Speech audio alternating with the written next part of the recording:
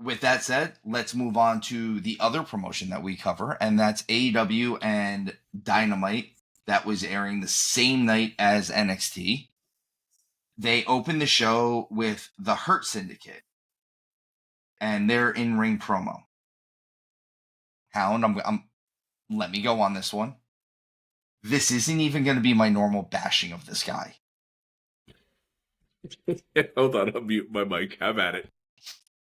Tony Schiavone doesn't even look like he wants to be there during this promo or during this segment. He just looks slumped over.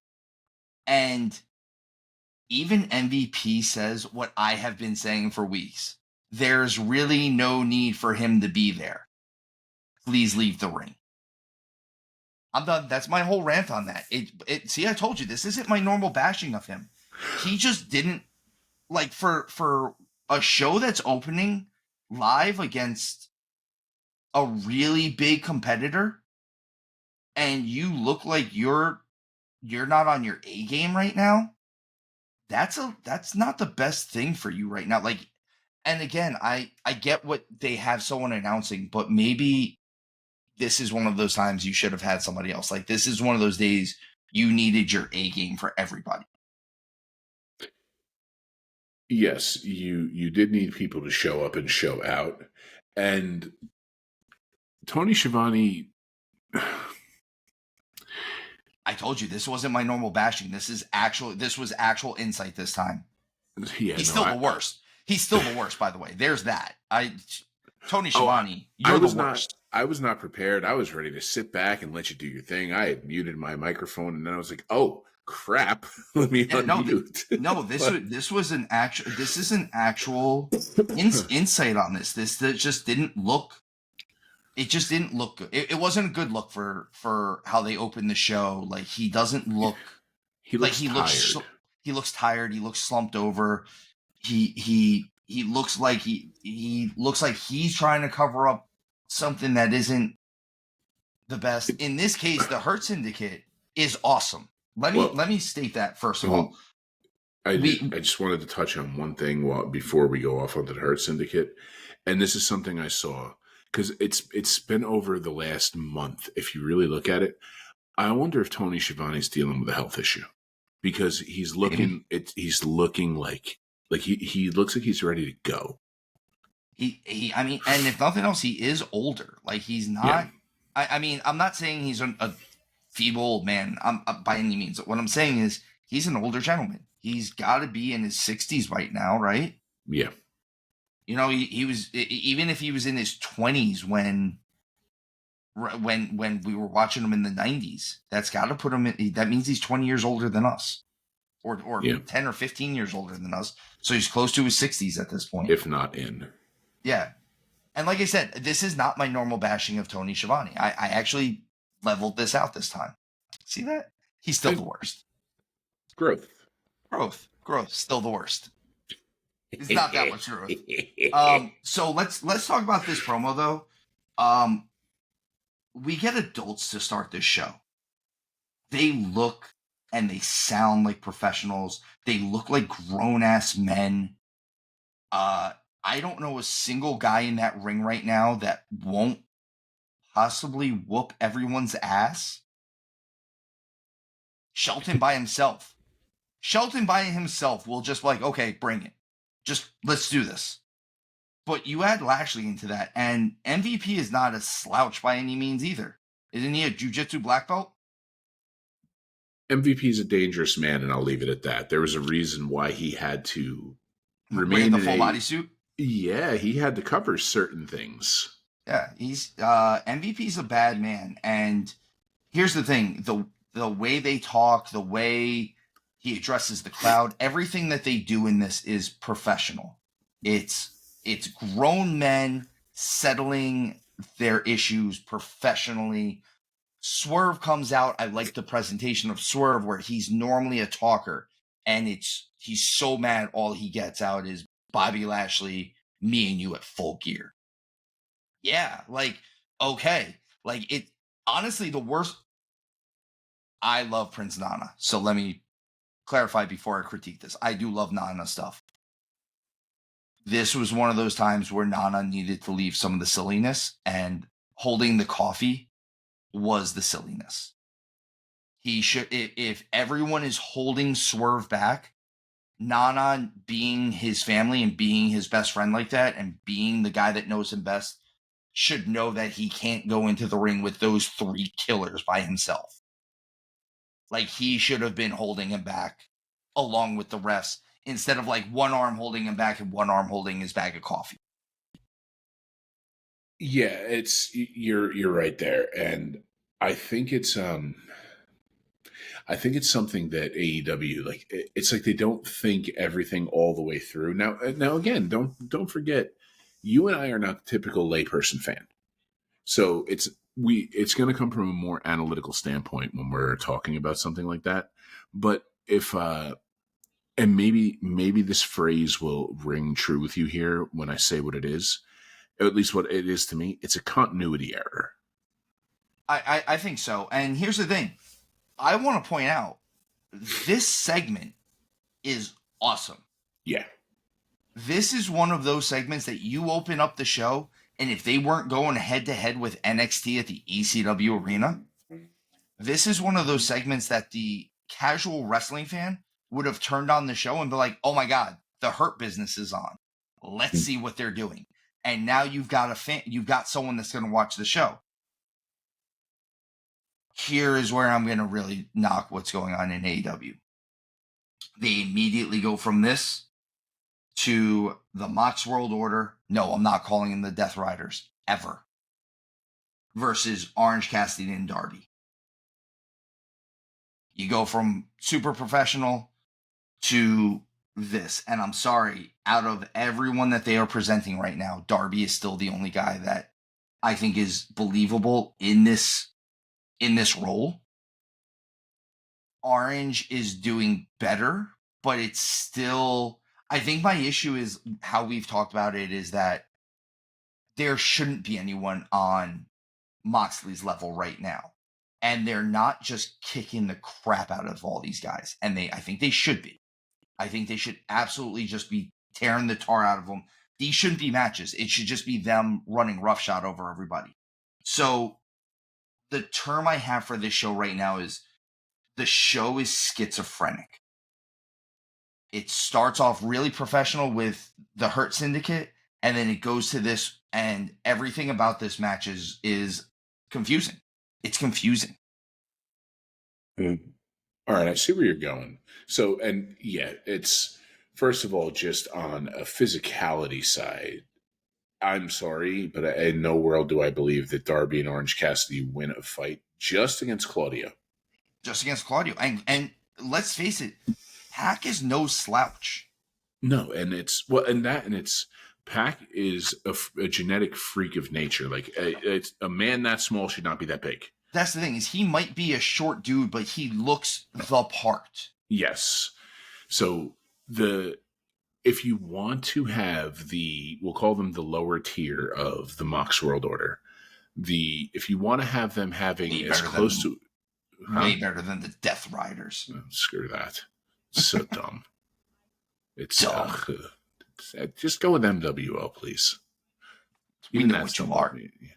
We know what you are. They don't know what they are, unfortunately. They don't.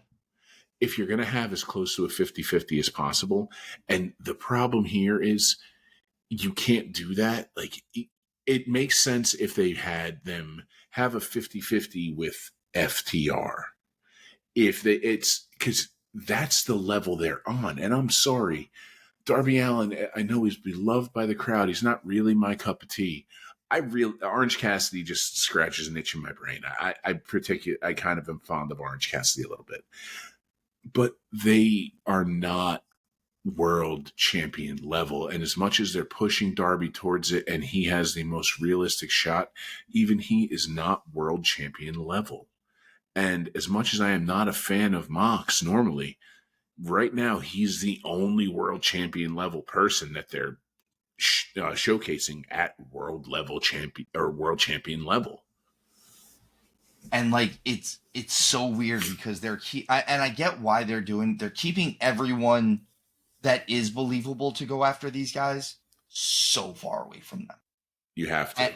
And I get it, but like this match, like you said, or like we both said, this match shouldn't be competitive.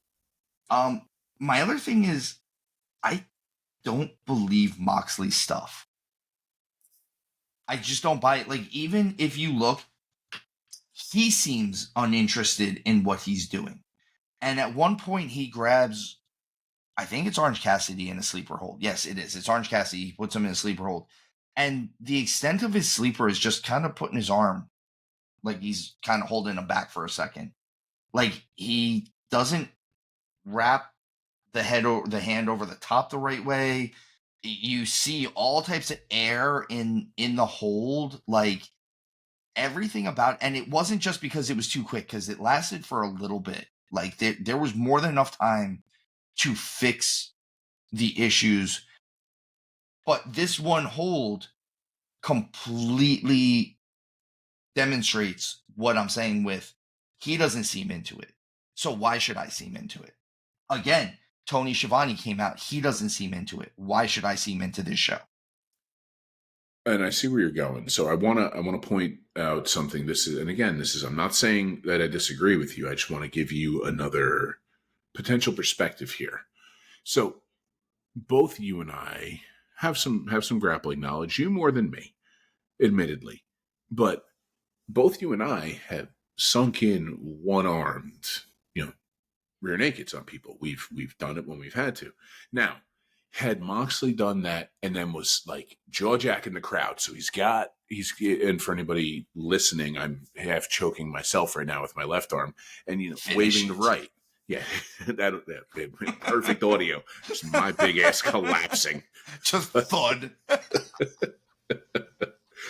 that's all we need is my daughter freaking out and being like, "Dad," just put the headphones on real quick. You need to cover for him. Yeah. Really, dude? Really? But if he had done that, and then he was jaw jacking the crowd, or he was directing the rest of the MWO, and Cassidy got out of it, that little subtle nuance, and maybe they tried to get there and maybe tripped themselves up in the moment. But I think had they done that, and I don't think you can argue this with me, it changes that portion of that immensely. And it's believable that Cassidy got out of a one-arm thing versus Moxley, who's shown dude can grapple. No, allegedly.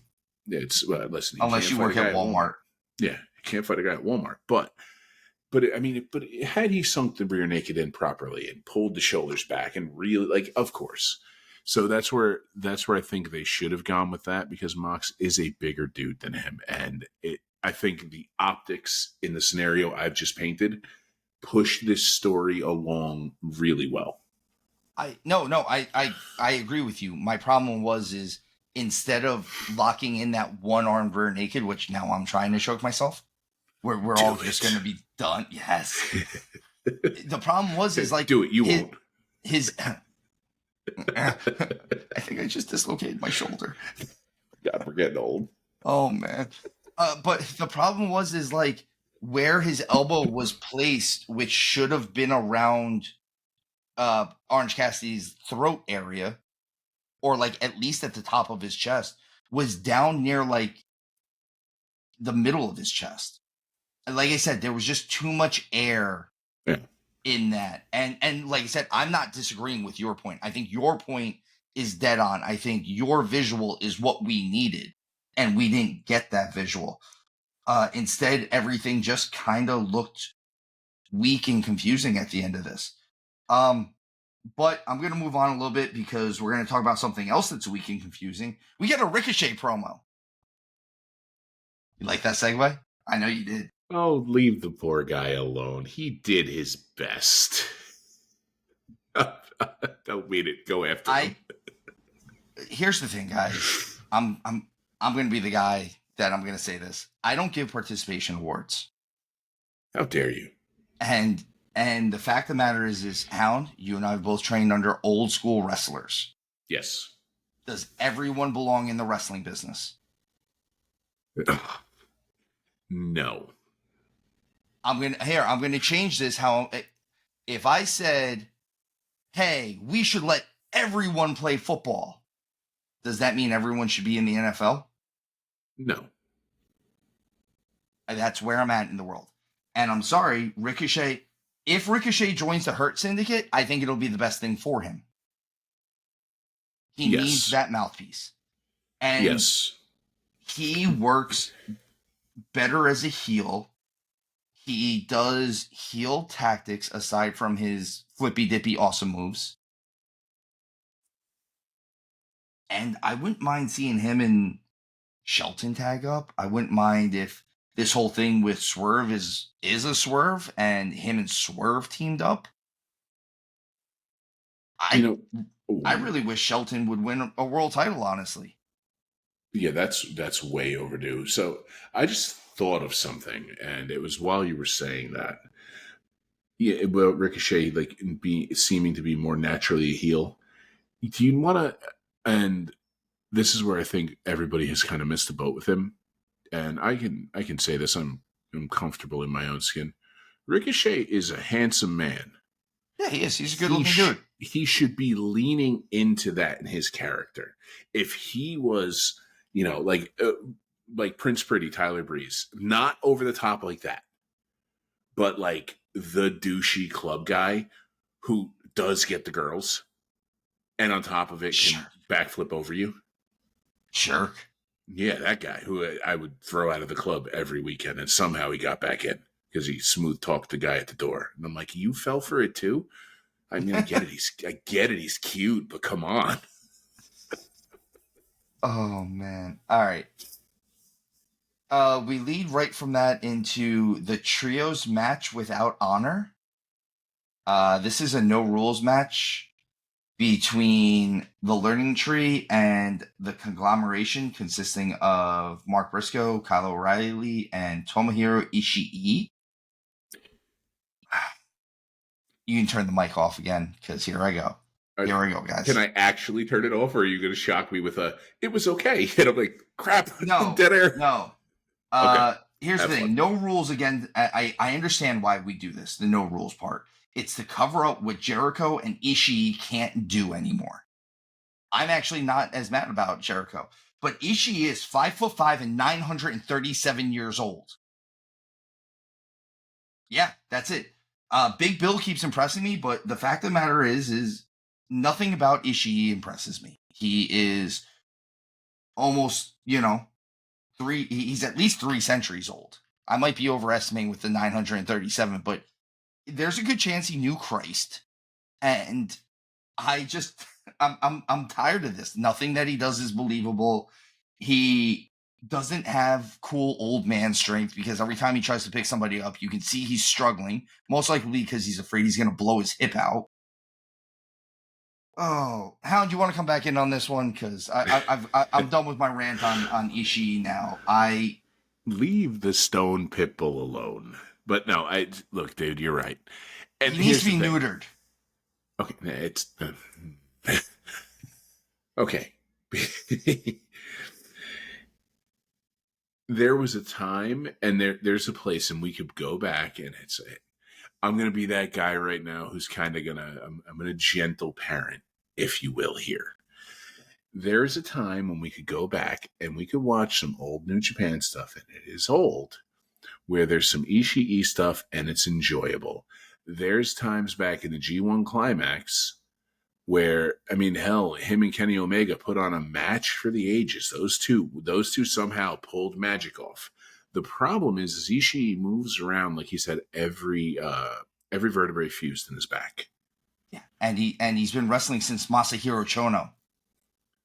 Yeah, for the kids that don't know who that is, that shows how long he's been wrestling. Yeah, no, I mean, it is time to let it go, but there's something about it. Truth be told, it's the fact that he's coming over and he's being presented in front of an American audience. In Japan, he's a treasure. In Japan, he's a treasure. I agree with that. I'll go with that. If you and I were in Japan and we went to an NJPW show and he came out, it's a different, like right there. It's like, it was so good to see Ishii. But I don't need him out there when we have Mark Briscoe out there who's showing people that Mark Briscoe is not no spring chicken anymore. But he can still go. And yes, both Jericho and Ishii need to go lay down. That's what they need to just go. They need Go a take nap. just Listen. Go put golf on and take a nap. Don't act like you don't have that uncle that does that. You know you do. Just puts on golf. Don't change this. Yeah, no, they what are you need changing the channel for? They need their whiskey neat, coffee black, and bed at 3, and they'll be fine. I will say this: Big Bill keeps impressing me. Both the way that he's gotten his body to come along and his in-ring work, even his promo skills. Everything about Big Bill has been impressive to me lately. I don't understand why Kyle O'Reilly and Big Bill went off on their own one-on-one. I feel like fighting Big Bill should be the team effort. I'm just visually, like, he's the monster of the group, right? He's the 7-foot guy, and you can't teach that. Soft. He's not soft anymore. He's not. Jacked, and he looks like a killer, and he is a killer. He does great work. The whole Mark Briscoe not wanting to win rather than like end Jericho, I think that's getting a little old too. Like, they need to get Briscoe and Jericho away from each other. I think they need to get each other away. They need to get them away from each other. Jericho hasn't said anything about Jay in a month now. It's like, and Mark got that revenge. This is old revenge. There's no reason for it. And then Ishii hitting a terrible brainbuster for the win over Jericho, setting up Ishii versus Jericho for the Ring of Honor title. Because wrestling is the reason. Pro wrestling is the reason on that one. The reason is Tony Khan is having a, forgive my phrasing here, but he's having a nostalgia boner. Yeah, I'm just gonna move on from this one because it's, like I said, this match just didn't do it for me. There were parts that I really liked. I wouldn't have minded seeing Big Bill and even Brian Keith versus like Briscoe and O'Reilly. I think that could have been a cool match. Could have been a cool dynamic to show the Big Bill with the former Big Cass and Enzo type of dynamic that they could have had with him, Brian Keith. That would have been cool, but that's not what they want to do. We get a Mox World Order promo. Moxley just kind of keeps getting more confusing in this. My question is this is a cult, right? Like that's what we're doing. Like, we're doing cult leadership. Okay. What, not a cult? I don't get it. Also, I said before, Death Riders doesn't sound as cool as the MWO. It does not. And I have been, and you know this, and anybody who's listened to when you and I record, I have been pretty optimistic, or at least cautiously optimistic, or at least trying to feign some optimism about what AEW is doing with the Moxley thing. And I keep saying, let it cook, let it cook, let it cook. And they do have to let it cook. But is it bad that I'm already over it too? I think the problem is so here's the thing. We keep calling it the Mox World Order. The fact of the matter is this is Tony's version, attempted version at a new version of the New World Order. Yeah. I'm not questioning his thinking or his judgment on this, on the idea of recreating them. I will say it this way though. You and I are old enough to remember when the New World Order came out. Who did the New World Order destroy when they came out? Everybody. Yep. But specifically, did the New World Order not go after Sting? No, they went after Sting. Did they not go after Flair and the Horsemen? No, they went after Flair and the Horsemen too. Did they not go after Luger, Harlem Heat? Harlem Heat was the lowest team on the totem pole that went after the New World Order. And I'm saying that, like, I want you to understand what I'm saying. Harlem Heat was the lowest stars on the totem pole to go after Hall and Nash. Oh my gosh. I am so glad you just said this way. And it makes sense what Tony Khan is trying to get across. So everything you just said, it wasn't that the NWO went after the biggest stars. They went after the heart of the company. He wants people to believe Orange Cassidy is the heart of the company. And I'm sorry, like, I get it. I could see that, and I could see people wanting to be behind that, but you have too many guys who are physically the same as Orange Cassidy. I'm sorry, but Orange Cassidy and Darby Allin together, yeah, I mean, essentially, clearly different styles, everything else, but they're 250 pounds put together. It's that, and it's the fact that if that is what you're portraying as the heart of the company, you have displayed how weak your company is. I've heard this as a theory from one of my more favored pro wrestling podcasts. I will just say it that way. Why doesn't Tony, if he's at, first of all, this group, this Moxley World Order, these Death Riders, if you will, I'll say it for this time. They're directly going after your company. They're going after the culture of your company. Well, this is an extreme case, right? Like, Tony's got more money than God.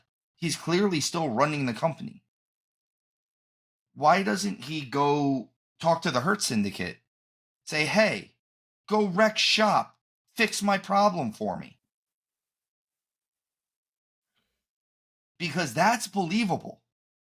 Yep. I'm sorry. The other side of that is that it's not believable that the MWO could beat the Hurt Syndicate. The only one that hangs with them at this point is Claudio. And the fact of the matter is I know Claudio pound for pound is one of the strongest human beings on this whole planet. But so is Shelton Benjamin. And Shelton Benjamin might be better trained. Well, that, and it's, I mean, there's a numbers game there too. Even though there's still the numbers game there, which maybe they're getting to it. And yes, in a real world, if this was real life, let's just say for whatever reason, real life. Yeah.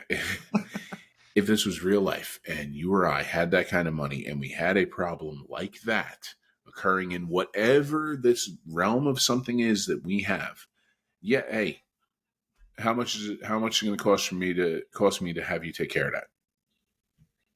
You know, and it's as much as that sounds like, and here we go, like again with like Guido-y mobster type shit with this whole episode, pardon my French there, but that still goes on in the world. And if I can understand if we take our time and we get to that point, but if it's a year from now and we haven't gotten to that point, I'm going to really be worried that that's the death knell for AEW. I don't know. This, like you said, I want to give them the proper time to cook this, but I'm getting tired of it already. Yeah. And I'm one of the people, like, I like to have I'm trying to have patience with everything. I'm trying to. This is your main storyline, and it's the one that interests me the least. Yeah. This is your bloodline storyline. It really is, and the thing I am more interested in what's going. Yeah, like I'm more interested in what's going on with the Hurt Syndicate. I'm more interested in what's going on with the tag team titles with FTR and stuff like that. I'm more interested in even the next thing that, or a few ways down, Jay White and Hangman. I'm more interested in that. More interested in the Don Callis family. I'm more interested in the Don Callis family. I think the only thing that I'm less interested than Moxley stuff is Mercedes Moné stuff. Yeah. And there it is. There it is. I'm gonna move on from this. I feel like we vented enough on it. We get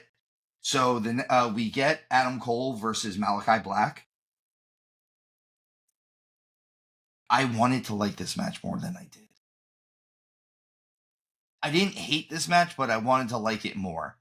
Both of these guys looked a little. The nice way I could put it is a little offbeat. I know neither one, like Malachi doesn't wrestle that often realistically, and Adam Cole is just coming back off injury. So I'll say that maybe it's ring rust. Malachi Black throws the nastiest arm drag since Ricky Steamboat, though. I will give him that credit. But it felt like this match should have been set up as like Malachi Black the striker versus Adam Cole the grappler, and it would have made the styles work a little bit better. Instead, they're both kind of set up as strikers, and it just felt. I have it written here. It just feels like a bad style mesh. Well, there's also like just optically. I'm sorry, I don't believe, and who knows what would happen if they really went toe to toe. I happen to believe Malachi Black comes Takes out. his head off. Yeah, 100 times out of 100 on top of that if they had an actual fight, an actual contest. But when you were describing this, and it's the analogy that came to my head is on paper, it's like when you go to a McDonald's or a Burger King and that burger looks phenomenal on the wall. And then you open the wrapper and you're like, well, this don't look like this. That's what that match was. Still tasted okay. Like, it's still horrible for you, but yeah, like it wasn't a terrible match. It just wasn't. I think I was hoping this match was going to be better. Like I said, I think it just didn't meet my expectations, and maybe my expectations were too high of the match. With that said, I like both of these guys. My biggest critique, other than just the match not meshing well, and again, I don't like bashing matches. I feel like these guys always, like all these guys work really hard. I bash booking more than I bash matches. I just felt like these guys didn't gel well. The only knock that I'm going to give of the actual match, because I'm sure they did try very hard. Stop kicking out of finishers. Stop doing that. I would have rather have seen Adam Cole duck under the fade to black or whatever we call it nowadays and hit a move afterwards. Like, just duck the move. Duck it. Just do that. Or get hit with the move and you get hit so hard that you roll out of the ring. Something along those lines. I would have wanted. I also would have went a different way with this. I know we didn't like. We've been saying that we don't like the whole three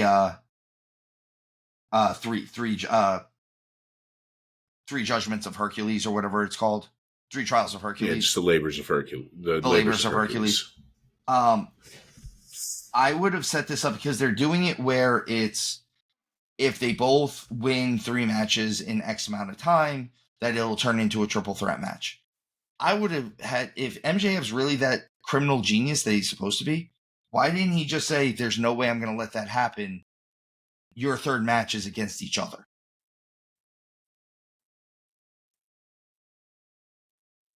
It gives you that they have to fight hard against each other because they both want to get to him. If they really want to set up the triple threat match, have MJF come out during the match and lay them both out, and we get no winner.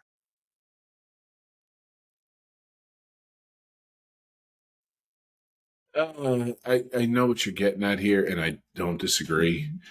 It's one of those things where I've seen this story though already a couple times. I saw Cody, do the labors of Hercules. I saw Wardlow do the labors of Hercules. Where is he? Yeah, I don't even know, man. They're missing the boat, Wardlow. Hopefully, Triple H gets a hold of him, sticks him in NXT, and does something with that. Gentleman.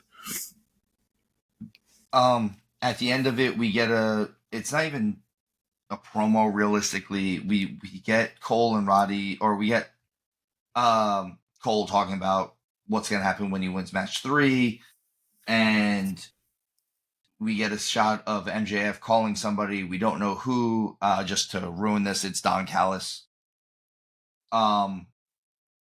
We immediately go to a Jay White promo that lasts all of 5 seconds before a fight between him and Hangman happens. Hangman goes to attack Jay's ankle.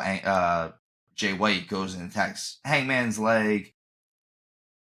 It's just no good guys in this situation, but this is leading towards another match that's going to be at Full Gear. So we are going to get Jay White versus Hangman Page at Full Gear. I think, again, they have good matches at least.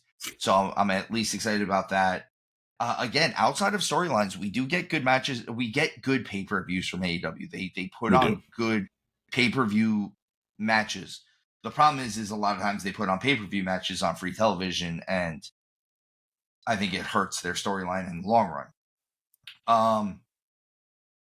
The next thing that we see is Chris Statlander having a real quick little backstage promo, and then she's walking, and you hear off screen Camille and Mercedes hit Chris Statlander with their car. And we're also showing that Camille and Mercedes have dissension between the two of them. First of all, this is stupid. Secondly, Statlander no-sells getting hit by a car. And then afterwards, we're supposed to believe that she's basically taken Camille out of the equation by slamming her arm in a car door. But she was just hit by a car. An entire car. Like an SUV. Like not even like, oh, I got hit by a Fiat. No, she got hit by a Range Rover. Good Lord. Yeah, and she just gets up and starts fighting. So that's normal. Like that's a thing, right? Yeah. Again, a lot of this is silly, stupid indie shit. But on a billionaire scale.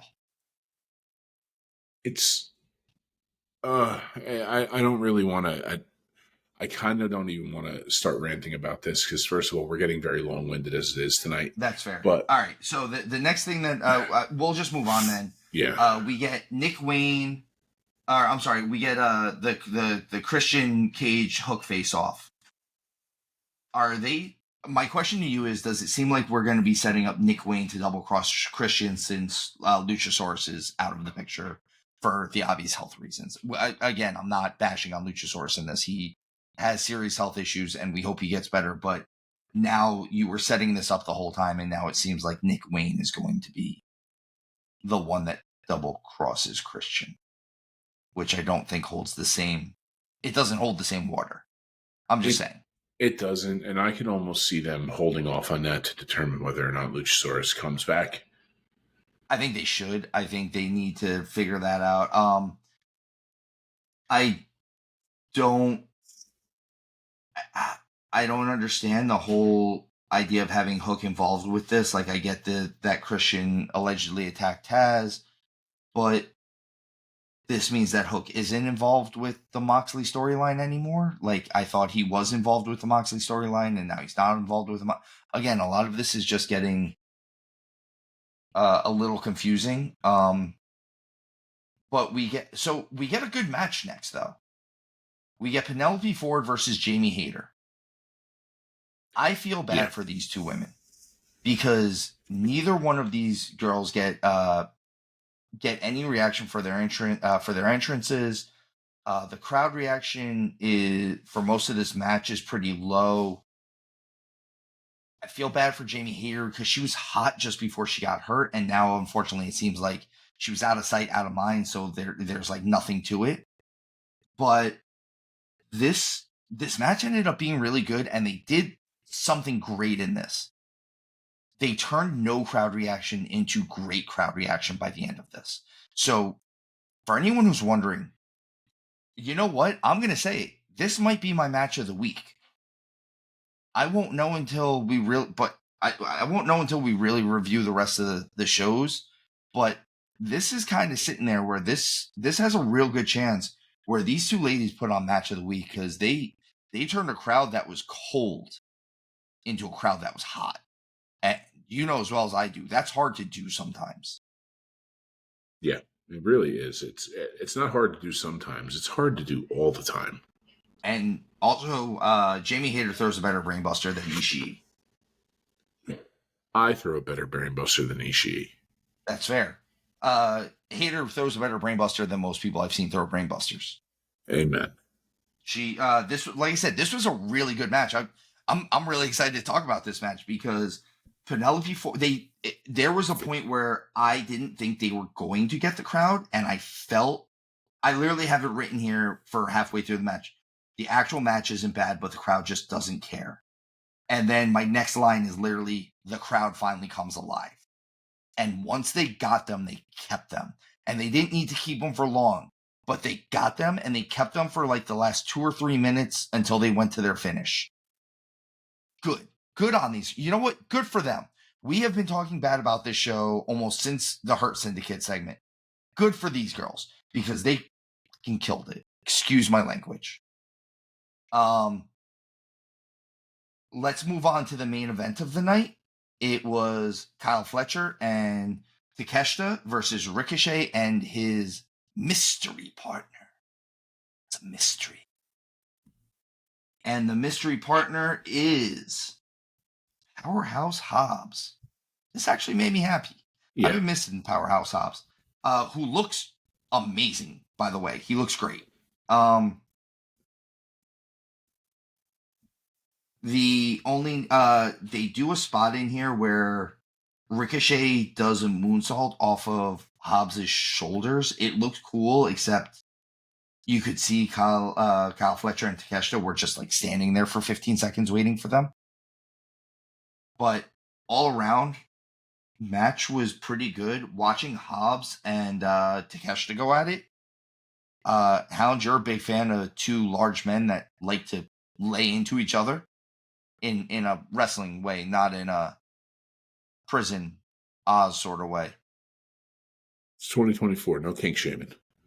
All right, I mean, I don't know what he's into, but it is what it is.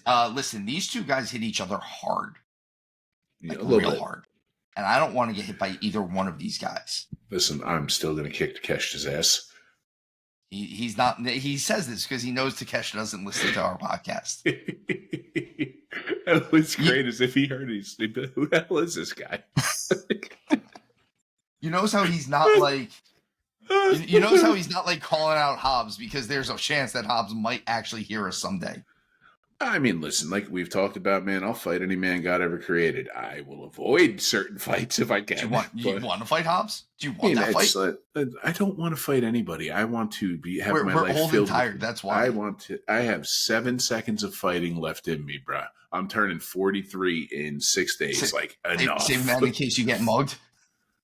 Yeah, and even then, I'm like, do you really want my wallet? Like, you're going to be upset when you see how little's in it. Joke's on you, buddy. Joke's on you.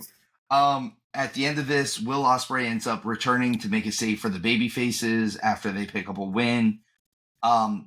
Through social media, they did some backstage promos with this, where you get Ospreay, Mark Davis, Ricochet, and Powerhouse Hobbs all saying that they're going to team up to go after the Callis family. I don't know. I almost want to see Ospreay. I'd like to see Ospreay and Fletcher. I almost don't care about Takeshita and Ricochet at this point. I think I'd rather see Takeshita versus Hobbs at this point. I think that's the better. I hope that that's where this leads to. Look, I want to see Takeshita versus anybody at this point. I don't know why we're not getting Takeshita versus Okada. I know we're building towards this Continental Classic tournament. Still, let's unify those belts. Yeah, let's get Takeshita in there. Yeah. But that was Dynamite. Let's move on to Collision. Some stuff actually happened on Collision this week. I like that they're actually trying to do stuff on the B show, I guess it would be. We open with a trios match between House of Black and the Iron Savages. I like House of Black. I really hope they do something real with them. This was kind of a squash match. It was a little bit of bad comedy. FTR comes out at the end of it. Again, there's not much to talk about the match because there wasn't much of a match. Yeah. But I do like that at the end of it, FTR comes out to confront them about this tag team series that they're doing and finding out who out of the House of Black is going to be facing them next week. And that's going to be Malachi and Brody King. I'm excited for that match. Malachi Black and Brody King versus FTR. Actually, any iteration of the House of Black versus FTR makes my wrestling juices boil a little bit. Like I'm like, that makes me happy. I want to see FTR versus everybody. I want to see FTR main event pay-per-views. Oh my gosh, man. I would give anything to see FTR in the Motor City Machine Guns. Oh my God. I said that already. I have that written down for the episode that I have with Showtime about SmackDown. Is I was watching the Machine Guns, and man, would I love to see FTR and the Machine Guns go at it. Yeah. That would be like watching the Horsemen and the Rock and Roll go at it. It really would. But in this new school. Yep. We get a quick Lio Rush promo. I don't buy Lio Rush as a threat, especially not against Swerve, when I feel like Lio Rush is always like a week away from retiring because he's retired like 4 times. Wasn't Lio Rush just doing some undead zombie gimmick? In Japan. Okay. In Japan. In America, he hasn't been doing it. He did in Japan, and then he the biggest thing he's had was he had a really good match with Shelton Benjamin recently. But even that, I think they gave him a little bit too much. It should have been Shelton kind of destroying him. I'd have a good match with Shelton Benjamin. Okay, like it's not Shelton a feather could throw you. Oh, I know he could.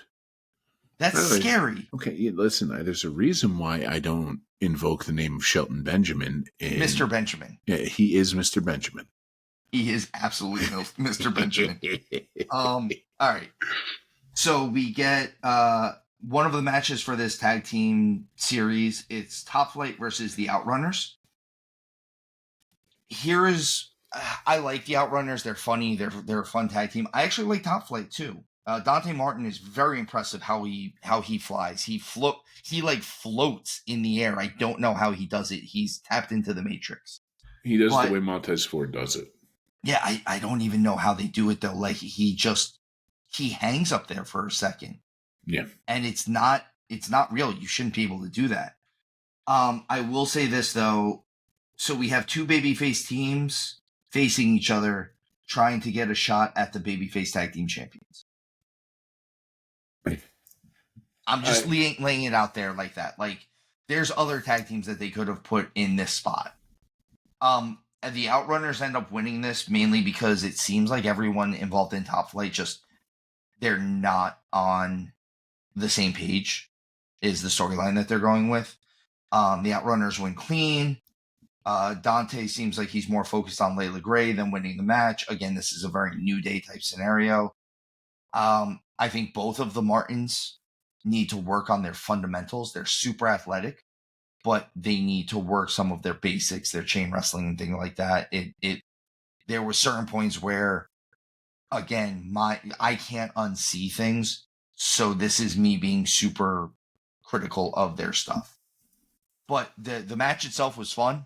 It was a fun match.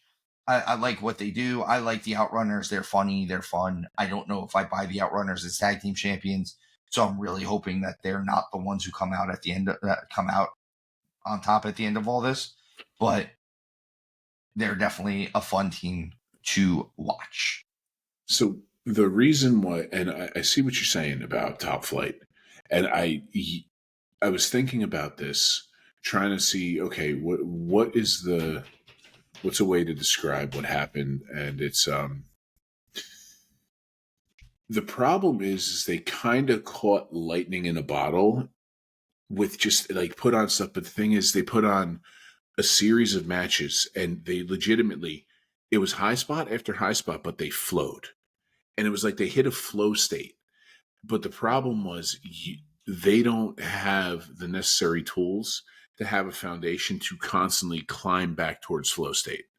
So, and that's really what it is you need them to catch lightning in a bottle again. And there's no guarantee they'll ever do that again. No, I don't know if they can. It's like I said, I think there's certain things, the way they hit turnbuckles, the way they hit chain wrestling, they need a little bit of work on their fundamentals. And I think that would help them out more than kind of almost anything else, at least in ring work. But outside of that, like I said, this match, fun match. I'm actually enjoying the majority of Collision for the most part. This wasn't this is by far not the worst show I've ever seen. It is a little bit more just a series of matches, but even so, we get an Acclaim backstage promo. Overall, this is still just leading to Max Caster eventually turning on Anthony Bowens, or the swerve is that Anthony Bowens is going to turn on Max Caster. But I love Shelton's response to MVP going, well, we can't kill everybody. And Shelton going, why not? Yeah.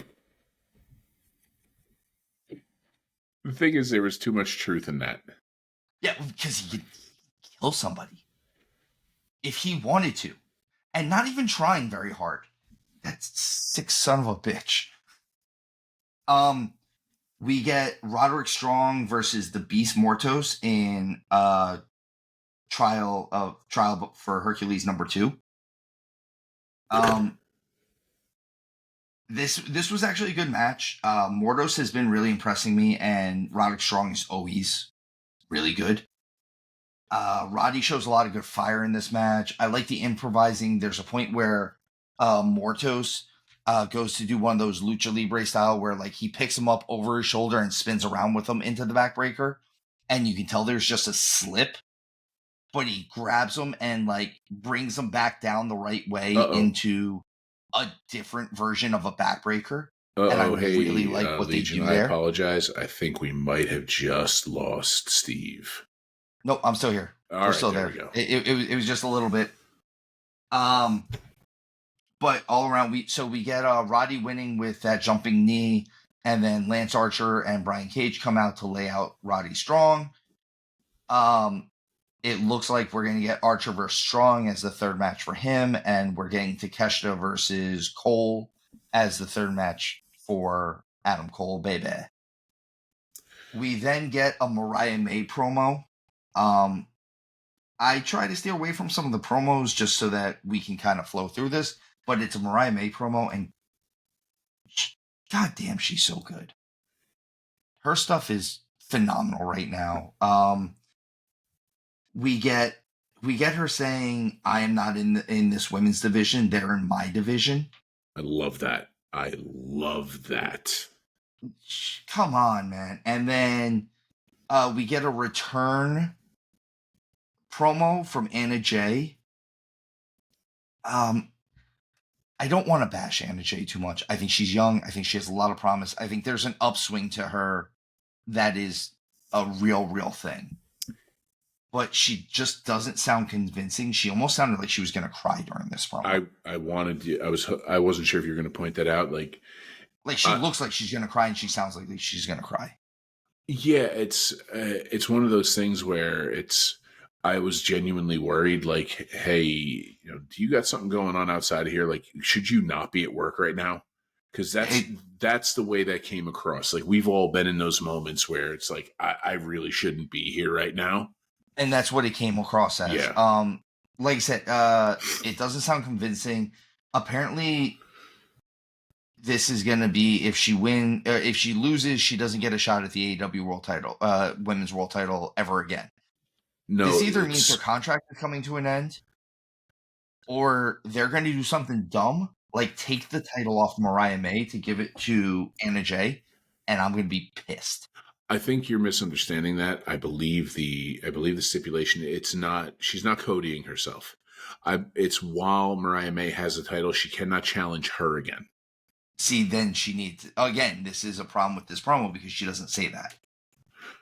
I see. Why am I almost like, I'm pretty sure I heard that, but maybe, I don't know. Maybe I imagined it. She said, I'll never challenge for it again. And I think we're either doing one of two things. They're going to do something where she somehow wins the match. And I think it's a no DQ match. So she can't win by disqualification. It's a no DQ rubber match, they said. So Tony Storm might be screwing her. Yeah, so it's either Anna Jay's contract is almost up and she's going to NXT because she is a Nightmare Factory person, Yeah, this is true. or they're going to take the title off from Mariah May, and I'm going to be pissed because Mariah May is right. The women in that division are not on her level. She's one of the few where we talked about earlier, like, 5 of the best 7. Mariah May is in the conversation to be, like, if she was in that match over there, you have a hard time convincing me you don't have all the best women wrestlers on the planet together. All of them. The only one you need now is Toni Storm. Yeah. But we get Jack Perry doing an open challenge for the TNT title, and Action Andretti answers the challenge. This is going to be my little joke for this match. They announced Jungle Boy at 190 pounds. That's a work. You can't convince me he's more than 160. Yeah. He's not tall, so you can't get and his waist is the size of my thigh. Dude, who knows, man? Maybe he's just super dense. Maybe it's dense bone. That's what it is. It's all that hair. This is a clean match mostly. These are the types of guys that I feel like Jack Perry should be wrestling. The Action Andretti's, the Leo Rushes, guys like that they can put on a little bit more of an exciting match for this TNT title. It's mostly a good match. I was pleasantly surprised. Perry wins with that running knee, and we find out that we're gonna get Jack Perry versus Daniel Garcia at Full Gear afterwards. Again, it's not a bad match. I don't dislike anything about it. I actually had a lot of fun watching this match. This was a good wrestling match. Yeah, it hit the points it needed to. On a wrestling show, we had a good wrestling match. Yeah, on the wrestling show, we had a good wrestling match. And honestly, on this wrestling show, we had several good wrestling things. It's weird. Yes. I don't understand it. And then, we get the cool, freaky Julia Hart vignette that's saying she's back, but we don't know in what capacity. If she's going to be Happy Julia, if she's going to be Monster Julia, if she's going to be some schizophrenic version of Julia. Either way, I'm happy she's back. She's got star power, and I don't necessarily know if she's one of the best women's wrestlers, but she is one of the best women's talents. She does great character work, and I really appreciate that. So we get. Can I just skip to the next thing? We get Nick Wayne versus AR Fox. This match happened. That's kind of all I'm going to say about it, because I don't want to. It's a throwaway. It was a throwaway match, and at the end of it, Nick Wayne staples a picture to AR Fox's face in a throwaway way match. You can make the argument that there's no such thing as a throwaway match. This is a throwaway match. It was. I'll put it to you this way: if I ask actual AEW fans if they remember what Nick Wayne did to AR Fox on Saturday, are many of them going to remember? Most of them don't even watch Collision.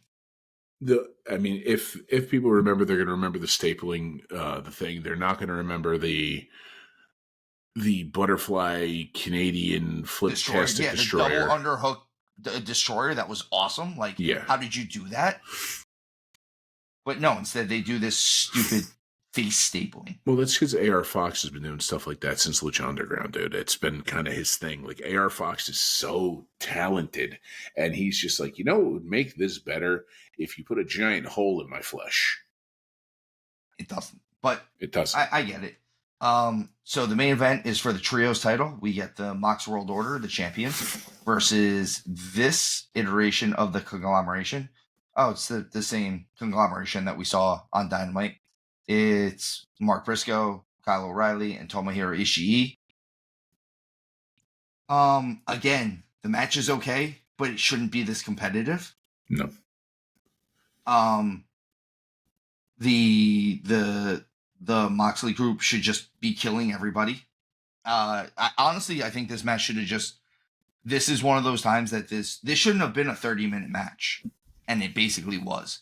This should have been just a situation where the Moxley group just came out and kind of killed everybody, and the match got thrown out. I'm a big believer that everything Moxley should be doing right now should just kind of get their matches thrown out. I would like that. Yeah, like there's too much. This is basically a 30-minute match from underneath baby faces against the premier heel stable. Yeah. That's where we're at with this.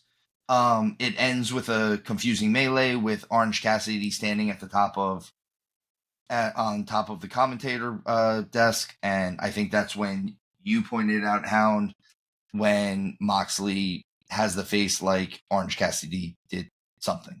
We don't know what he did, but he did something. Yeah, it's Moxley made a face where it was like he was like begrudgingly impressed with something that happened. Like he appreciated it, like, meh, well, who knew he had it in him, kind of thing, like that. But I mean, it's again, I'm just kind of over it already. Like, I need it to cook, but I want the finished product already, which doesn't make sense. I understand that contradicts itself, but I feel like the smell coming from the pot isn't good. Exactly. Like you ever been in an apartment building where like you can smell everything that everyone else is cooking and it doesn't mesh well? It's like that plus crap. But that was this week in professional wrestling involving NXT and AEW. I think that I apologize for us having the gills before. I apologize for us going on tangents. As always, Legion, if you enjoy what we're doing, if you don't enjoy what we're doing, let us know. Comment. Let us know in the comments below. No matter what platform you are listening to or watching us on, the comments are always on. Please, please, please let us know. Follow our social media. Check us out on Instagram, on TikTok, on Twitter, X, whatever you want to call it. All of these things. We are there. We are on Facebook. Text Hound. Let him know he's a handsome dude. He needs to hear it sometimes. Ladies, he loves a big butt and a smile. I've gotten in too much trouble. Doesn't matter. You still love it. I do. With that, Hound, as always, anything to say to the people before we bid them adieu? Well, I will not apologize for tangents. I believe that is what makes this so special. But, folks, thank you again for listening. We appreciate you sharing with us your most precious resource, your time. And I just want to say good night, God bless, and be well. And as always, folks, remember, tuck your chin when you bump.